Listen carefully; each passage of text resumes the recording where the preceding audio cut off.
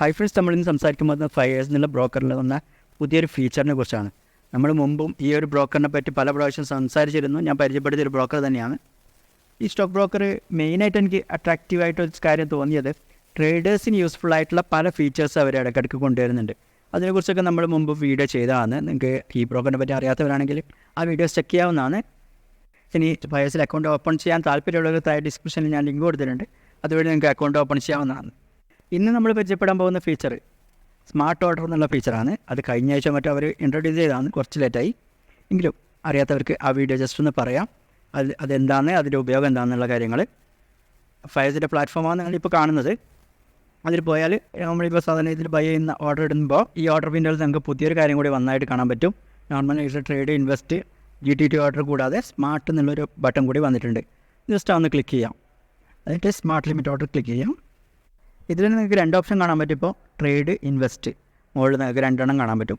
നമുക്ക് ട്രേഡ് ആണെങ്കിൽ trade select ചെയ്യാം, സ്വിംഗ് ആണെങ്കിൽ അല്ലെങ്കിൽ ഇൻവെസ്റ്റ്മെൻറ്റ് ആണെങ്കിൽ ഇൻവെസ്റ്റ് സെലക്ട് ചെയ്യാം. ഈ ഓർഡർ കൊണ്ട് നമ്മൾ പ്രധാനമായിട്ട് ഉദ്ദേശിക്കുന്നത്, നമ്മളിപ്പോൾ തിരക്കുള്ള ആൾക്കാരുണ്ടാവും, രാവിലെ ഓർഡർ ഇട്ടിട്ട് പോകുന്ന ആൾക്കാരുണ്ടാവും. അപ്പോൾ അവർക്ക് ചിലപ്പോൾ ഒരു ഇത്ര ടൈമിൻ്റെ ഉള്ളിൽ ആ ഒരു പ്രൈസ് വന്നാൽ വാങ്ങണം എന്നുള്ളതായിരിക്കും അവരുടെ കണ്ടീഷൻ. പക്ഷേ അങ്ങനെ ഒരു ഓർഡർ ഇടാനുള്ള ഓപ്ഷൻ സാധാരണ ബ്രോക്കേഴ്സിലില്ല. നമുക്കിതിൽ സ്മാർട്ട് ഓർഡർ വഴി സെറ്റ് ചെയ്യാൻ പറ്റും. ഇതിൽ ആദ്യം വരുന്ന കോളം ക്വാണ്ടിറ്റിയാണ്, നമുക്ക് എത്ര ക്വാണ്ടിറ്റിയാണ് വേണ്ടത് അത് കാര്യം. ഇതിൽ ക്വാണ്ടിറ്റി കഴിഞ്ഞാൽ നിങ്ങൾക്ക് കാണാൻ പറ്റും എൻഡ് ടൈം എന്നുള്ളൊരു ഓപ്ഷൻ. അപ്പോൾ നമുക്ക് ഏത് ടൈമിനുള്ളിൽ ആ പ്രൈസ് വന്നാൽ എൻഡ് ചെയ്യണം എന്നുള്ള കാര്യം. ആ ടൈമിനുള്ളിൽ നമ്മൾ കൊടുക്കുന്ന പ്രൈസ് വന്നാൽ ആ ഓർഡർ എക്സിക്യൂട്ട് ആവും, അതാണ് ഉദ്ദേശിക്കുന്നത്. നമ്മളിപ്പോൾ ഏകദേശം ഒരു 12 മണി കൊടുക്കുന്നുണ്ട്. 12 AM ആണ് കൊടുക്കുന്നത്. ഓക്കെ, ഇനി അതേപോലെ താഴെയുള്ള പ്രൈസാണ് ഇപ്പോൾ ഉള്ളത് 1077 ടാറ്റ മോട്ടോഴ്സ് ഉള്ളത്. നമ്മളൊരു 1050 കൊടുക്കേണ്ടതെങ്കിൽ അതൊന്ന് ക്ലിക്ക് ചെയ്യാം, വാല്യൂ എൻ്റർ ചെയ്യാം.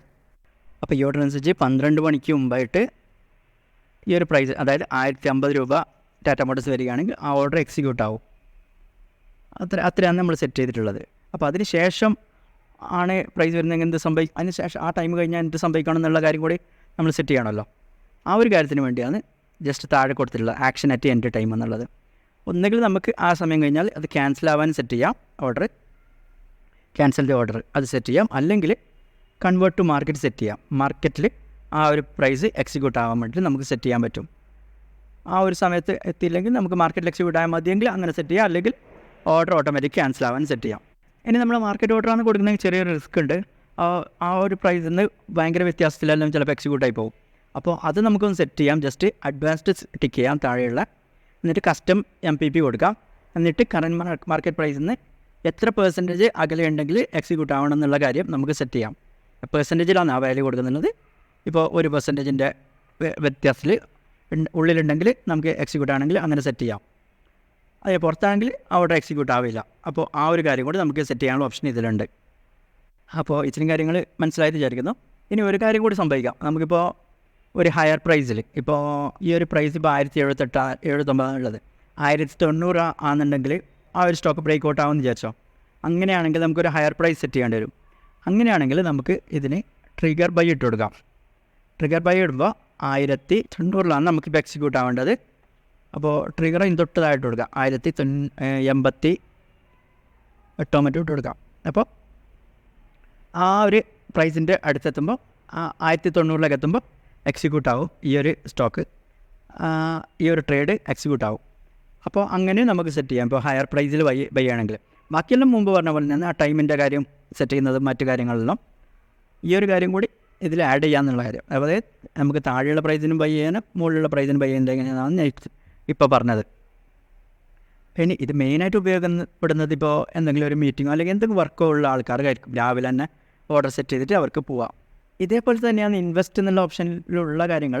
വ്യത്യാസം അത്രയേ ഉള്ളൂ. ഇത് മറ്റത് ഇൻട്രാഡേ ട്രേഡാണ്, ഇത് ക്യാഷ് ആൻഡ് ക്യാരിയാണ്. നമ്മൾ ഇൻവെസ്റ്റ്മെൻറ്റോ അല്ലെങ്കിൽ സ്വിംഗ് ട്രേഡോ ആണെങ്കിൽ ഈ ഒരു രീതിയിൽ ഓർഡർ ഇട്ടേക്കാം. അല്ലെങ്കിൽ നോർമൽ ഇൻട്രാഡേ ട്രേഡ് ആണെങ്കിൽ ട്രേഡ് എന്നുള്ള സെഗ്മെൻറ്റ് വഴി നമുക്ക് ഓർഡർ ഇടാൻ പറ്റും. അപ്പോൾ ഈ ഒരു ഫീച്ചറിനെ പറ്റി പറയാനുള്ള ഇത്രയും കാര്യങ്ങളാണ്. നിങ്ങൾക്ക് കാര്യങ്ങൾ മനസ്സിലായെന്ന് വിചാരിക്കുന്നു. ഇതിനെപ്പറ്റി എന്തെങ്കിലും സംശയം ഉണ്ടെങ്കിലോ അല്ലെങ്കിൽ ഫയേഴ്സിനെ പറ്റി എന്തെങ്കിലും കാര്യങ്ങൾ അറിയാനുണ്ടെങ്കിൽ എന്നെ വാട്സപ്പിൽ കോൺടാക്ട് ചെയ്യുക, അല്ലെങ്കിൽ താഴെ കമൻറ്റിലും ഇടാം. ഞാൻ റിപ്ലൈ ചെയ്യുന്നതാണ്. കറക്റ്റ് അതേ സമയത്ത് വാട്സപ്പിൽ റിപ്ലൈ കിട്ടിയില്ലെങ്കിലും ഈവനിങ് സമയത്താണ് ഞാൻ കൂടുതലായിട്ട് വാട്സപ്പ് നോക്കുന്നത്.